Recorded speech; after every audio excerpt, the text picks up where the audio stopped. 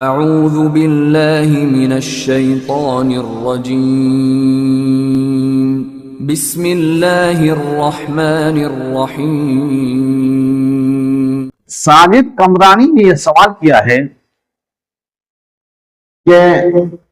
مسجد کے چھت پر solar plate لگانا کیسا ہے؟ یعنی ایک آدمی کی زمین ہے، وہ اپنے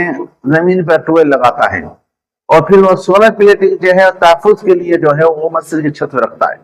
اس کا شرعی حکم کیا ہے؟ تو آپ اس سے پہلے سب سے پہلی بات سمجھے کہ مسجد کی کسی چیز کو اپنی ذاتی استعمال کرنا جائز نہیں، حتیٰ کہ پیشوان کو بھی اس بات کی اجازت نہیں کہ وہ مسجد کی جھاڑو اٹھائے اور اپنے حجرے کو جھاڑو دے، حتیٰ کہ اگر مسجد کی دیوار ہو تو اس کے ساتھ میں جس کا گھر ہو وہ اپنے گھر کے کوئی لکڑی یا کوئی دیوار، کوئی گادر وغیرہ اس مسجد کی دیوار پر رکھے، یہ اس کے لیے جائز نہیں، گناہگار ہوگا۔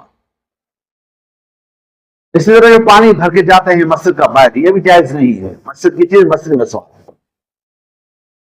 تو بہرحال فی نفسی تو یہ جائز نہیں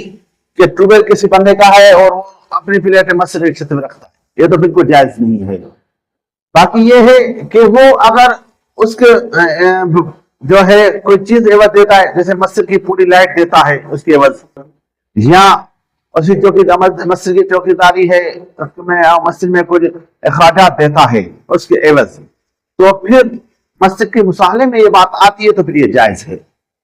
اگر مسجد کے